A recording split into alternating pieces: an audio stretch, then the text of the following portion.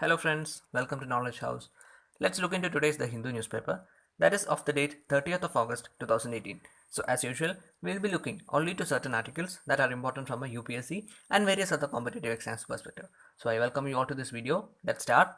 The first article is regarding the Supreme Court. The Supreme Court allows rights activist to remain under house arrest. That's what the first article is titled. So there has been a number of arrests of various activists in various some parts of the country, and this has already created a lot of noise, especially it's a bit political in nature. That's why we didn't include it in the previous day and all that. So right now Supreme Court has intervened, and Supreme Court on Wednesday ordered the Pune police to place the five well-known rights activists they detained in a countrywide crackdown on Tuesday under house arrest, and that too in their own houses. So the court was hearing a petition that was filed by five eminent persons. This includes Romila Thapar, she's a famous historian, and various other people all there. So dissent is a safety valve of democracy. If dissent is not allowed, democracy will burst under pressure. That's what Justice D.Y. Chandrachud on bench said. And the thing to be noted here is, or one fact to be noted from the polity part is that please go through the whistleblowers protection bill, which has been it is pending before the parliament. At some house it is pending. So I think there's a strong relation between this news and this particular bill. So please do proper research on that. I'll be taking it up tomorrow. So that's all about this article. We are moving on to the next one. It is regarding the RBI. So over 99% of demonetized notes were returned. That's what RBI's reports say. So RBI annual report for 2017-18 said more than 99% of the 500 rupee and 1000 rupee notes which were withdrawn from circulation in November 2016 has been returned to the bank. So when demonetization was announced, there was 15.41 lakh crore of these two currencies in circulation, and total value of such notes that were returned is 15.31 lakh. So total value was 15.41 and those return was 15.31. So there is only a slight difference. That's why RBI has said more than 99% has been returned. So RBI data showed that the value of banknotes in circulation has increased by 37.7% over the year to 18.4 lakh crore at the March end 2018. So there are two things to be noted here. One is 99% of demonetized notes were returned, and also the value of banknotes in circulation has also been increased. So this raises a significant question about the effectiveness of Digital India campaign and all that. So that's all important about this news. We are moving on to the next one. It is regarding the cabinet, and it's regarding a new project. So cabinet clears a rupees 1600 crore mission to map coast. So the system is a part of the program called OSMART. OSMART refers to Ocean Services, Technology, Observations, Resources, Modeling and Science.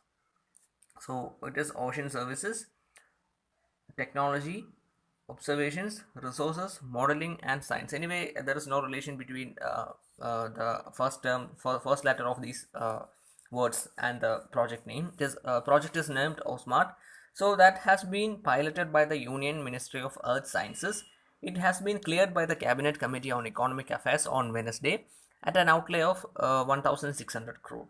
So OSMART will provide economic benefits to number of user communities in the coastal area and the ocean sector, namely fisheries, offshore industry, coastal states, defense, shipping and ports, etc.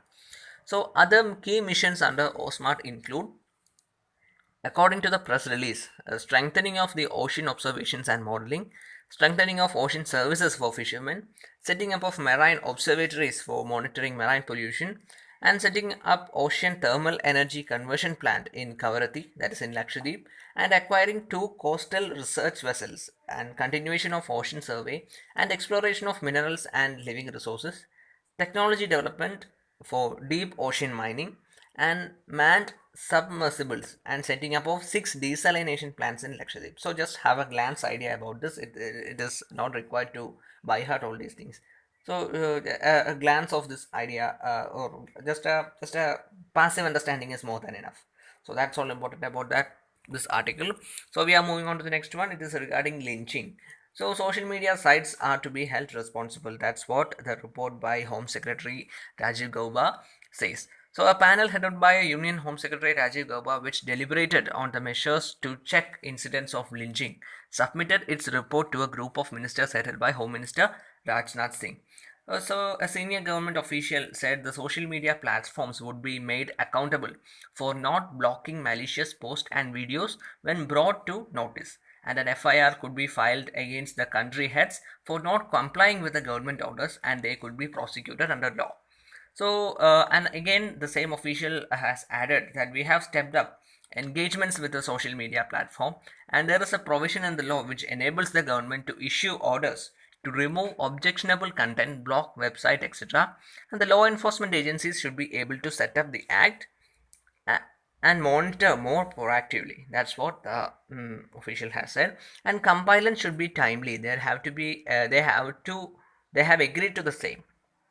And some countries employ non governmental organizations and volunteers who proactively surf the internet and report them to a particular portal. And the center has asked the states and other agency that is center following a Supreme Court comment regarding the same. Center asked them to appoint an officer in each district at the level of superintendent of police, set up a special task force to gather intelligence and closely monitor social media contents to prevent mob attacks on people on the suspicion of being child lifters or cattle smugglers. So I think you remember the Supreme Court comment regarding the same lynching issue and all that. So it came around. I think it was 2 3 weeks before that the whole issue came about. So right now, and the center's reply was it is the responsibility of the states, and that's the whole issue about. So that's all important about this article. We are moving on to the next one. It is regarding international relations. So 2+2 talks, that is a bilateral talks that is about to happen in I think it in first week of September if I'm not wrong. So 2+2 refers to the defense and trade representatives of India and US will be conducting a bilateral talk in India. So the first US India 2+2 dialogue next week in New Delhi will discuss regional and strategic issues of Asia and will also have some real outcomes. That's what a senior official of the Donald Trump administration has said. So China and how to respond to it will be the front and the center of the dialogue. That's what the same official has responded. And coming to the Russia part, we understand the historical nature of Russia's relationship with India and the legacy involved here. We want to have a conversation with Indians on not on the past but on the future. So this raises a flag. Actually, US is not interested in seeing India getting more closer to the Russia. So this is despite the fact that there was a bilateral meeting between President Donald Trump and the Russian President Vladimir Putin in Helsinki some weeks before. So definitely at that time it was Donald Trump went to the extent of disbelieving his own agencies so like CIA and all that regarding the Russian involvement in the presidential elections of US. So, despite being visible to us that US is getting closer to Russia, there is a flag here. That is, US doesn't want India to be closer to Russia.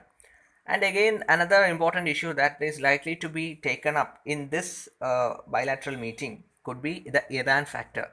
And they have warned us that we have to reduce, or we have to our yeah we have to reduce the oil import from Iran to zero.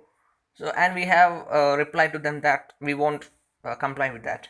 So, in the world that we live in, countries are encouraged by China's behavior to coalesce with us.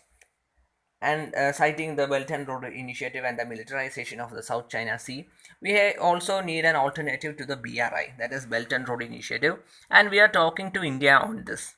And the same goes for military strategy, and this is the conversation that we'll be having in Delhi. That's what the same representative of Donald Trump administration has said. So anyway, let's let's see what our things are going to come in this particular news in first week of September. So that's all about that. Moving on to the next article, RBI flags the risk of high inflation. Reserve Bank of India has warned about the upside risk to inflation during the remaining part of the current financial year, warranting vigil and readiness to deal with them. So, the risk could emanate from rising commodity prices, especially due to the rise in crude oil prices, global financial market developments, and the second round of impact from the revision of house and allowance for the central government staff. So, RBI said the Indian economy is set to step its growth trajectory, adding that two aspects warrant priority if this aspiration is to be realizable and sustainable. The first is infrastructure that holds the key to unleashing faster growth. During 2018-19, this aspect of infrastructure mission is set to accelerate. Second, even as infrastructure and development provides the thrust, sustaining the momentum of the growth would hinge on its inclusiveness and the employment intensity. The pace and quality of growth will be anchored by progress on structural reforms over medium term, it said, and this includes resolution of banking and corporate financial assets, taxation, agriculture, liberalization of economy's external inference, and galvanizing the business environment. Hard earned gains of macroeconomic stability that have defined the recent period as a greatest achievement need to be preserved and as an imperative in its endeavor. That's what the report has noted. So that's all important about this article. Moving on to the next one, rupee hits a new low, closes at 70.59. So month end dollar demand for importers pushed the rupee to fresh lows. The currency plunged to an all-time low of 70.65 against the US dollar, and before closing it came down to 70.59, which is again a new closing low. According to the dealers, dollar demand from the oil refineries, despite rising crude oil prices, extended pressure on the rupee. So the rupee has been the worst performing currency in Asia this year, depreciating against the US dollar by more than by around 9%. The present pressure on the rupee started with the political turmoil in Turkey, which impacted the lira and also other major emerging market currencies. The RBI has been intervening in the currency market to slow the pace of the fall, currency dealers said, and the foreign exchange reserves fell about 26 billion US dollars from the highs of April. Reserves stood at 400.8 billion US dollars for the week ended on August 17. That's what RBI data shows. So that's all important about that also. We are moving on to the next article. FDI India remains the top destination. So with the manufacturing sector gathering momentum helped by both services and agricultural sectors, consumption demand remains robust in a country, making it an attractive investment for destination. That's what RBI's annual report has said. So India received a 37.3 billion US dollars capital inflow in 2017-18 compared with the 36.3 billion US dollars in the previous year. So that's all important about that article. And yesterday we discussed something regarding the National Commission for Protection of Child Rights. Anyway, let's look into some details of that. So this is a statutory body set up in 2017 under Commission for Protection of Child Rights Act 2005. So it is objective. So the objective is to protect, promote, and defend child rights in India, including the rights adopted in the United Nations Convention on Rights of Children 1989, and this is ratified by India, and this was ratified in 1992. This convention defines child as a human below 18 years of age, and this commission has a chairperson and 6 members, of which at least 2 should be women. All of them are appointed by the central government for 3 years. The maximum age to serve in the commission is 65 years for chairman and 60 years for members. And the National Commission is prohibited from inquiring into any matter that is pending before the State Commission for Protection of Child Rights or any other statutory commission. And the Commission submits its annual and special reports to the central government and to the state government concerned. And these reports are to be laid before the respective legislatures along with a memorandum of action taken on recommendations of the Commission, and the reasons for non-acceptance of any such recommendations should be reported back to the Commission within 1 year. So that's all important about today. Thank you very much for watching this video. If you like this video, please hit the like button and do share it with your friends. You can follow us on Telegram. You can also visit our blog, that is www.knowledgehouse.co, in which you will find various kinds of PDF and various other important articles. And please do subscribe our channel so that you won't miss any updates from us. We'll be coming up with more interesting and compelling videos. So you can support us by making donations to this particular Paytm number. Another way you can support us is by sharing this video as much as possible. So making donations is not mandatory, but please do support us if you can, if you feel and that you can support us. So that's all about today. Thank you very much for watching. Have a nice day.